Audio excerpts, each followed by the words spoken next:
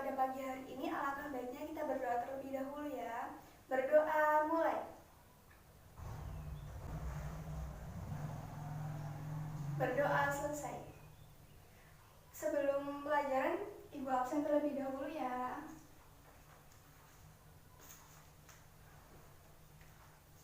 Baik. Apakah hari ini ada yang tidak masuk? Alhamdulillah masuk semua ya. Nah, hari ini kita akan belajar apa anak-anak? Ada yang tahu? Tadi malam apa ada yang sudah belajar sebelumnya? Iya, kita belajar tentang pelajaran SKI, yaitu materi tentang Nabi Muhammad idolaku. Nah, mengapa Nabi Muhammad bisa menjadi idolaku, menjadi idola kita semua? Karena Nabi Muhammad adalah nabi terakhir dan Nabi Muhammad adalah sebagai teladan umat Islam. Nah, kita ini umat apa anak-anak? Kita umat Islam. Jadi, karena kita umat Islam, Nabi kita jadikan sebagai pedoman. Kita jadikan sebagai idola, jadi pedoman hidup. Karena umat Islam tidak boleh hidup dengan seenaknya sendiri, dengan aturannya sendiri, harus ada panutannya yang dijadikan pedoman. Karena nanti di akhirat kelak apabila ibadah kita baik, ibadah kita lancar dan rutin, kita akan masuk ke surga. Lalu bagaimana kalau nggak rutin, Bu? Kalau tidak rutin nanti kita akan masuk ke neraka kalau ibadahnya nggak rajin, bolong-bolong, seperti itu. Nah, Nabi Muhammad kita jadikan sebagai pedoman kita. Nah, sebelumnya kita dengarkan dulu ya, Ibu kasih video bacaan surat An-Nasr. Di sini apakah ada yang sudah tahu bacaan surat An-Nasr seperti apa? Iya, pintar. Kita dengarkan dulu ya, kita lihat videonya, bacaan surat An-Nasr. Setelah itu kita baca bersama-sama. أعوذ بالله من الشيطان الرجيم بسم الله الرحمن الرحيم إذا جاء نصر الله والفتح ورأيت الناس يدخلون في دين الله أفواجا فسبح بحمد ربك واستغفره إنه كان توابا. Sekarang kita baca sama-sama ya. Bismillahirrahmanirrahim.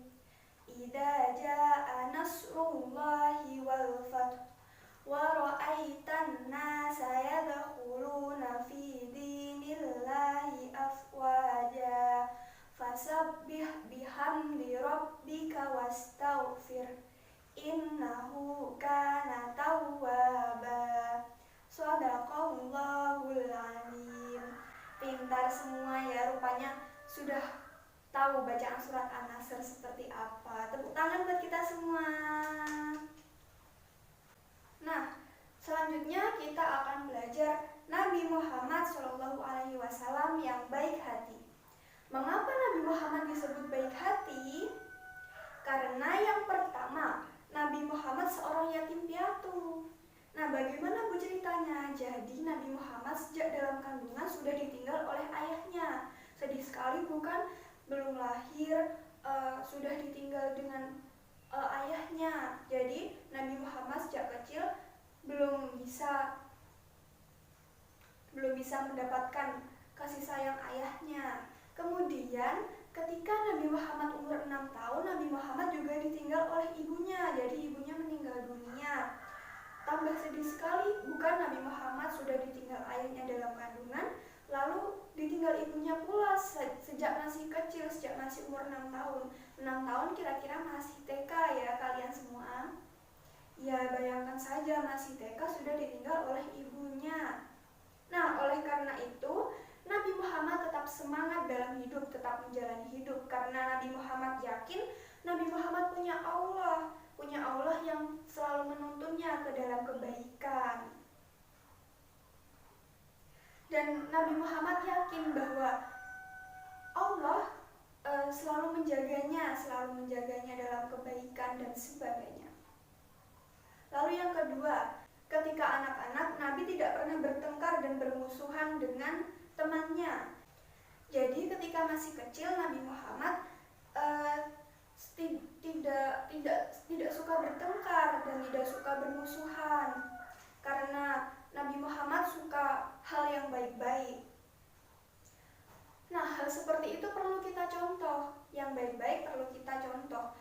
Kita patut teladani hal seperti ini, hal dari yang baik dari Nabi Muhammad. Jika ada temannya yang bertengkar atau bermusuhan atau mengajak Nabi untuk bermusuhan, Nabi tidak mau bertengkar. Nabi justru berteman baik dengan mereka. Dan Nabi selalu mengalah, tidak suka bermusuhan ya anak-anak. Nah, hal tersebut perlu kita contoh ya.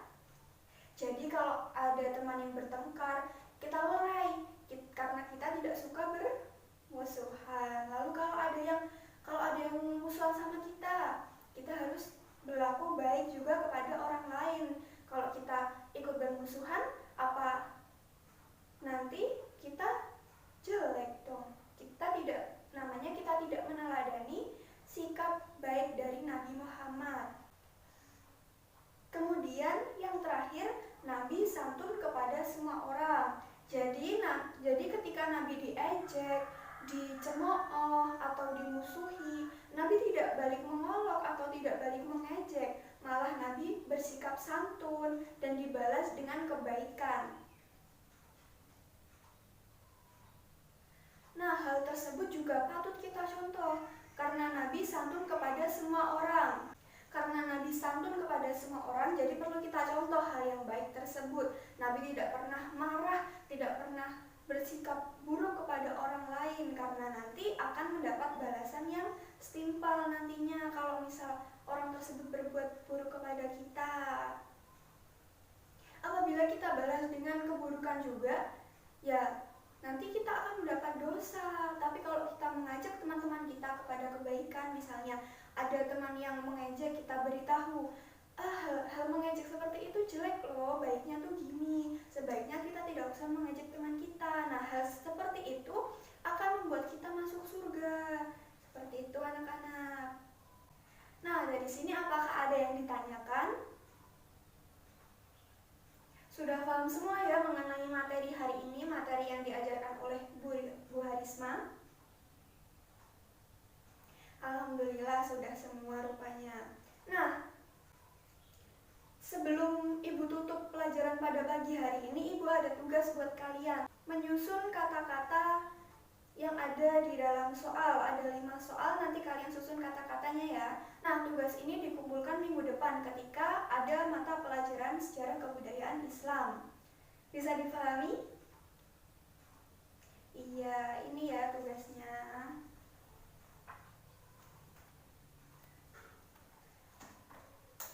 Baik, karena materi pada hari ini Ibu rasa sudah cukup dan sepertinya kalian sudah lelah semua ya, pengen cepat pulang kan? Iya. Nah, kita tutup dengan doa ya. Berdoa mulai. Berdoa selesai. Baik, cukup sekian yang dapat Ibu sampaikan. Apabila Ibu ada salah kata, dimaafkan ya. Dimaafkan tidak? Iya, kita baca hamdalah dulu ya. Alhamdulillahirobbilalamin. Wassalamualaikum warahmatullahi wabarakatuh.